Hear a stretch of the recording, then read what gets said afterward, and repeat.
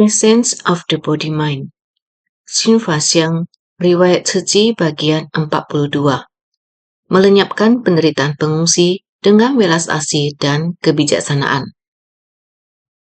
Saat kita bersumbangsi dengan tulus, menghormati keadaan orang lain dan memberikan pertolongan dengan tepat, sumbangsi kita hendaknya juga membutuhkan kebijaksanaan.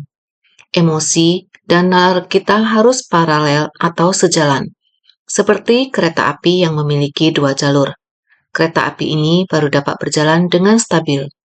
Riwayat Suci bagian 42 melenyapkan penderitaan pengungsi dengan welas asih dan kebijaksanaan. Tahun pertama di abad ke-21, peristiwa 9/11 memicu anti-terorisme di seluruh dunia.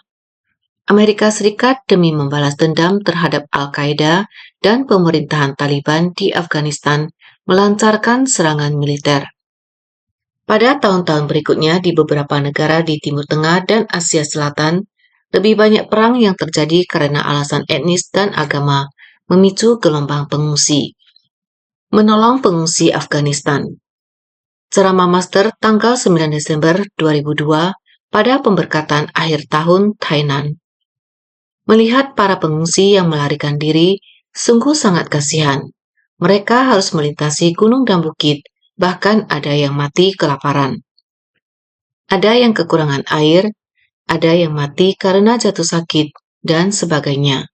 Kita mengirimkan obat-obatan dan bahan pangan, mengirimkan pakaian, selimut, minyak, dan sebagainya ke sana. Kita sudah mengambil resiko besar untuk mengantar ke sana. Apakah barang bantuan kita bisa tiba dengan aman di kawasan para pengungsi berada? Apakah bantuan kita bisa menjangkau mereka? Saat itu ada banyak organisasi kemanusiaan lain yang mengirimkan barang bantuan ke sana, tetapi sebagian besar dijarah di tengah jalan. Beruntung, barang bantuan suci yang dikirimkan dari Amerika Serikat atau dibeli di wilayah setempat selalu tiba dengan selamat. Namun ada kalanya pengiriman kita terlambat selama berjam-jam. Pada tengah malam, salju turun tanpa henti. Di atas hamparan salju, para insan suci memindahkan barang bantuan. Lihatlah para perempuan dan lansia yang kelaparan dan kedinginan di tengah cuaca yang dingin. Betapa memilukan kondisi mereka. Bahkan ada banyak anak yang menjadi yatim piatu. Ceramah Master tanggal 26 Agustus 2007. Karena itulah kita selalu berkata bahwa kita harus menjaga pikiran kita. Janganlah kita membangkitkan ketamakan, kebencian, dan kebodohan. Kebencian kecil dapat menimbulkan perselisihan antar individu. Jika kebencian ini makin besar, akan timbul konflik antar kelompok, bahkan peperangan antar negara. Jadi kebencian dapat membuat orang menciptakan karma buruk membunuh. Saat kebencian mencapai titik tertentu, terjadilah peperangan. Ini merupakan bencana bagi masyarakat. Menjaga pengungsi Irak. Pasca serangan 11 September, mendeklarasikan perang melawan terorisme. Bersama Inggris, Australia, Polandia, dan negara lainnya, Amerika Serikat membentuk koalisi anti-terorisme.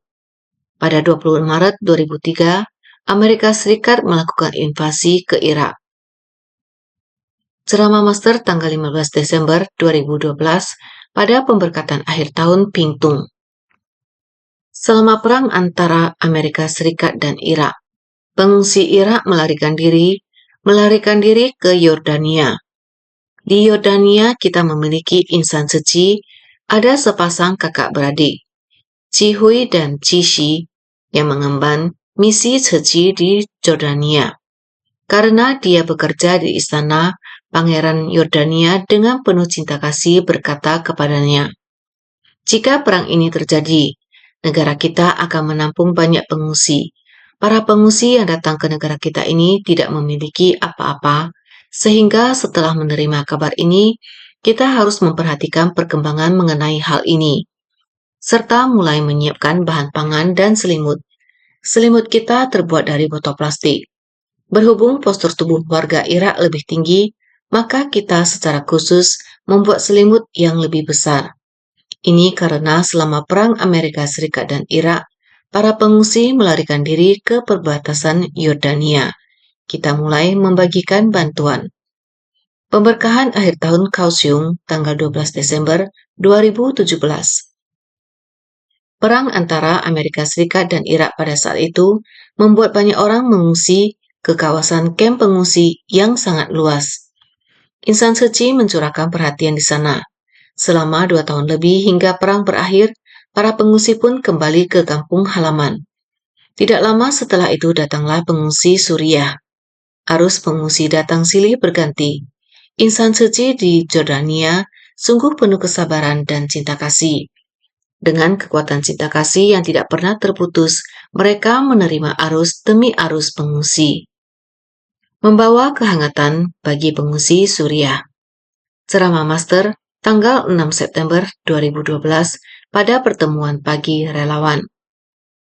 Jika pendidikan itu benar, seharusnya negara, masyarakat memiliki suatu pendidikan yang sangat mendasar.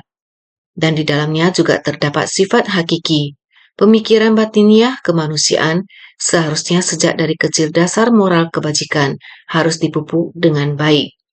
Jikalau sejak awal hanya mencari ilmu, teknologi yang berkembang, komputer, dan lainnya, jika mengarah ke hal-hal demikian, maka segala dasar dari moral kebajikan manusia telah terabaikan. Semua ini sangat berbahaya. Seringkali melihat kondisi masyarakat yang tidak stabil karena akar batin manusia kurang mendalam. Melihat kondisi Suriah sebagai bukti, pengaruh yang sekecil ini, seorang anak muda dengan polisi menyebabkan gelombang pengungsi yang sangat besar di dunia. Beberapa negara merasakan efek penyebarannya. Demikian menyebar. Tim berbahasa asing ke Hualien mencari akar. Tanggal 20 Maret 2016. Revolusi Melati telah menyebabkan beberapa juta orang menderita. Dan negara-negara di sekelilingnya juga terkena dampaknya.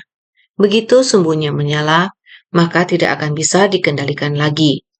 Melihat proses pelatihan diri mereka, bukan hanya tidak memiliki bermartabat lagi, ke negara manapun melarikan diri akan ditutup waktu melewati pos pemeriksaan, ditahan di luar gerbang, melihat bahwa orang jompo yang lemah, wanita dan anak-anak yang terjatuh ke dalam penderitaan di negara manapun. Di manakah rumah yang layak huni untuk anak-anak? Benar-benar penderitaan yang tak tertahankan. Tempat yang memiliki insan suci, Yordania, Turki, dan Jerman, beberapa negara ini telah berhubungan dengan pengungsi. Mereka telah mengembangkan bagaimana caranya untuk membantu pengungsi. Dimulai dari hari pertama pengungsi melarikan diri, sebuah jalan berdarah yang penuh dengan cucuran darah. Mereka mulai menerima dengan mata tercengang melihat bahwa seorang wanita hamil yang akan segera melahirkan. Sekeluarga ada suami, ada anak, ada menarik, menggandeng, menggendong, melarikan diri seperti itu. Sekali lagi menuju ke garis perbatasan. Mulut senjata dengan demikian diacungkan ke pengungsi yang melarikan diri. Ditembakkan seperti itu, anaknya tumbang.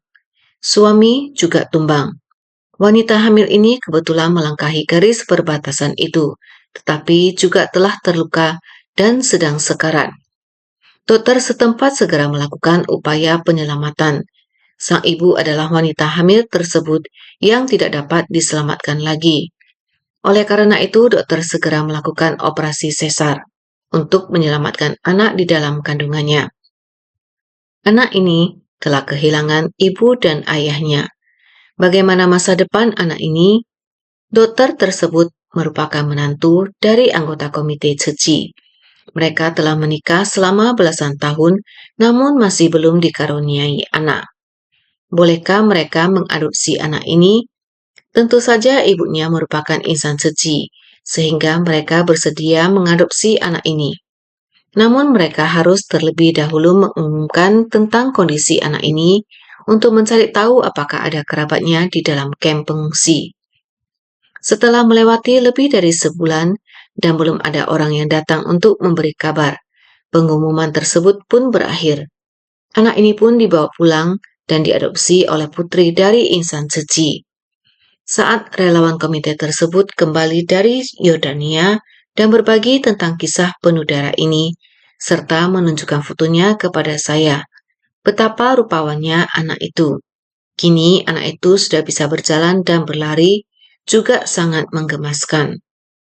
Pemberkatan akhir tahun Kaohsiung, tanggal 12 Desember 2017. Di Turki juga terdapat banyak pengungsi. Di Istanbul, Turki, ada seorang wali kota yang sangat mendukung kita. Beliau datang bersama relawan WHO untuk berbagi tentang penderitaan pengungsi Suriah. Dalam proses pengungsi, di antara para pengungsi terdapat dokter, pengacara, dosen, dan pengusaha yang memiliki banyak lahan. Saat terjadi pergolakan di sebuah negara, di bawah serangan bom dan ledakan, warga sulit untuk bertahan hidup. Mereka hanya bisa menyelamatkan diri tanpa membawa harta kekayaan mereka. Demi menyelamatkan diri, mereka tidak bisa membawa apapun. Secara mendesak mereka mengungsi bersama keluarga mereka. Hingga tiba di Turki. Setelah tiba di sana sebagai pengungsi, mereka tidak bisa bekerja dan bersandar kepada siapapun. Karena itu kehidupan mereka menjadi sangat sulit. Namun, mereka tetap harus hidup. Anak-anak dari usia 7 hingga 11 tahun dapat bekerja di sana.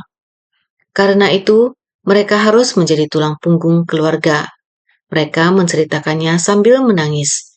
Saya berkata kepada mereka bahwa pendidikan anak-anak tidak bisa ditunda. Terlebih mereka mengungsi dengan susah payah. Saya khawatir setelah anak-anak itu tumbuh dewasa, di dalam hati mereka yang polos akan tertanam benih kebencian dan dendam. Oleh sebab itu saya katakan, kita akan memberikan bantuan biaya hidup untuk menstabilkan kehidupan mereka, agar anak-anak dapat kembali bersekolah. Dengan demikian kita dapat melenyapkan benih kebencian dan dendam dalam hati anak-anak, serta mentransformasi rasa benci dan dendam menjadi cinta kasih, agar mereka tahu bahwa di dunia ini masih ada banyak orang yang mengasihi dan melindungi mereka. Berapa penghasilan anak-anak per bulan, sebesar itulah bantuan yang kita berikan, agar setiap keluarga dapat bertahan hidup. Satu-satunya syarat ialah anak-anak tersebut tidak boleh bekerja, melainkan bersekolah. Maka Menteri Pendidikan setempat berjanji kepada saya bahwa jika kita bisa berbuat demikian, maka dia berjanji akan menyesuaikan jam pelajaran sekolah di sana. Anak-anak setempat akan belajar setengah hari dari pagi, sedangkan anak-anak pengungsi akan belajar setengah hari dari siang, agar mereka memperoleh pendidikan secara resmi, kelak mereka dapat melanjutkan pendidikan setelah kembali ke kampung halaman ataupun di negara lain.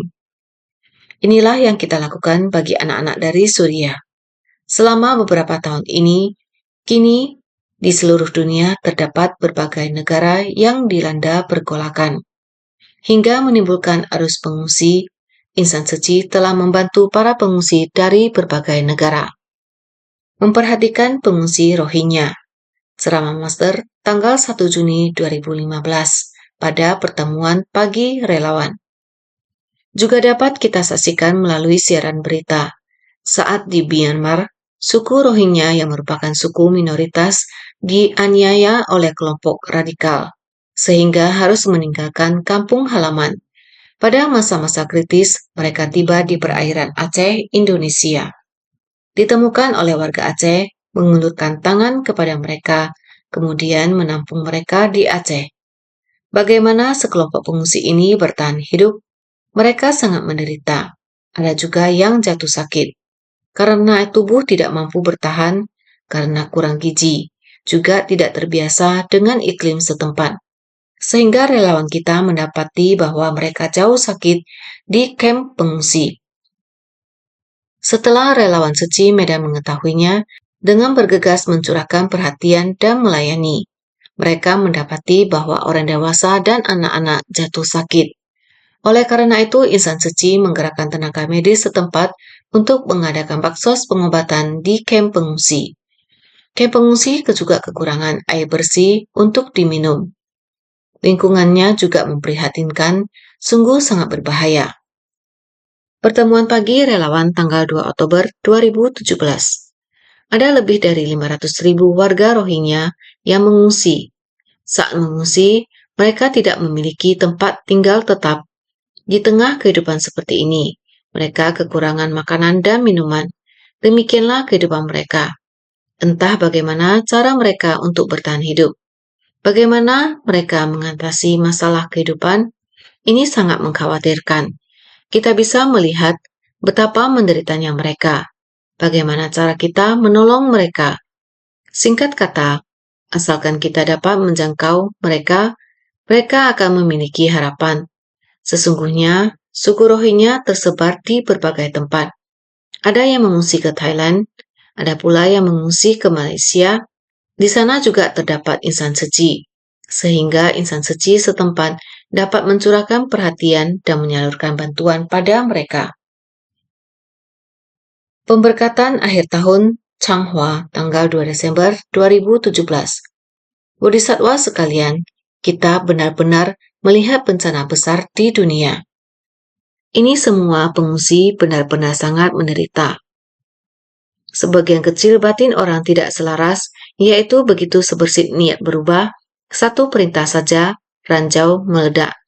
Sisa manusia dari peperangan melarikan diri. Derita, sangat menderita.